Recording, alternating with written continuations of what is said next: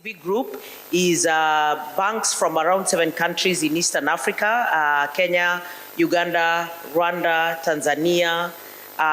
We are going into Ethiopia now. We have a representative office there. We are in South Sudan, in DR Congo, where we recently bought Trust Merchant Bank. And so the opportunity for us is vast. We think that if we can stitch together the continent and we can make it something substantive, it is going to, so it's taken us about 8 months to get to where we are today. We are still getting all our countries to effectively join. Not all have done the central bank tick.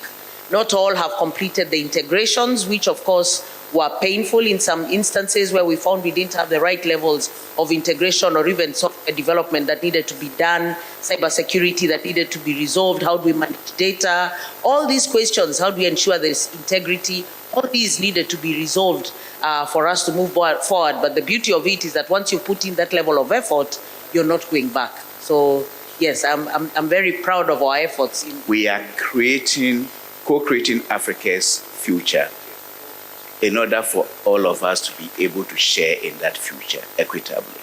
And that is what we are doing. For us, Bank of Ghana, we saw PAPSS as something that has eluded us for decades. For us, it's a symbol, an emblem of independence Africa.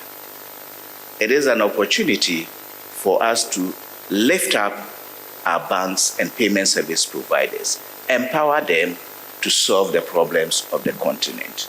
So from the very beginning, as he said, we rallied our banks and our fintechs to be part of the PAPSS story through the initial stages of coming out with the idea and to even deal with the governance issues.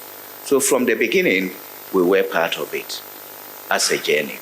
Secondly, we also realized that PAPSS is going to give benefit to everybody in the country. From a central bank's perspective, we are able to conserve the little dollars that we earn to make sure that we use them efficiently. For our commercial banks, they are able to touch base with the micro and small scale enterprises, deal with the issues of the continent whilst creating value for themselves. They don't have to rely on technology that is outside, a technology that they have been part in developing, a solution that responds to their needs.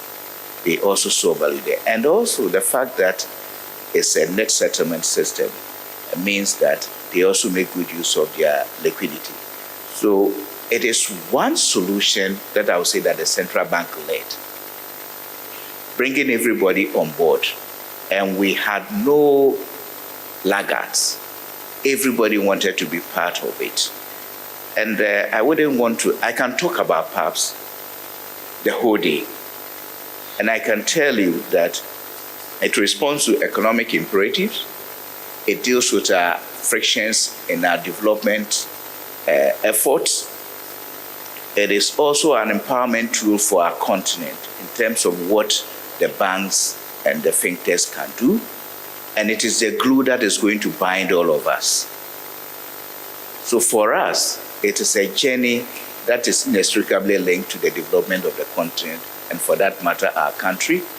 And it is a solution that underpins a movement to invigorate the continent and make sure that we are able to take charge of our economic.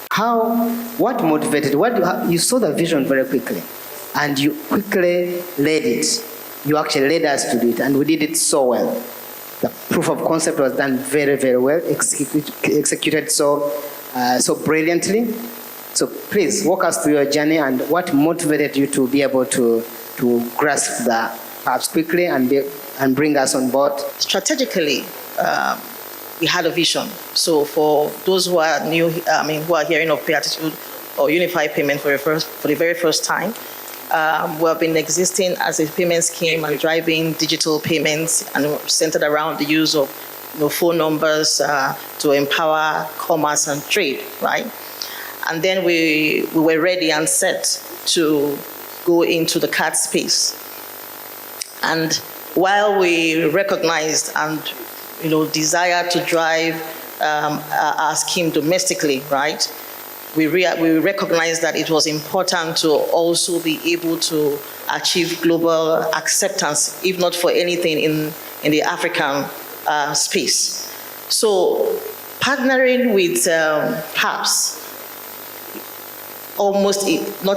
immediately bridges that gap, that we can be truly in our domestic skin, right? Yet be recognized in the rest of Africa, be accepted in the rest of Africa, and by extension globally, right? So that was it for us. And then operationally, the ease with which it was obvious that we could achieve the integration, the cost effectiveness, of course, revenue potentials, right?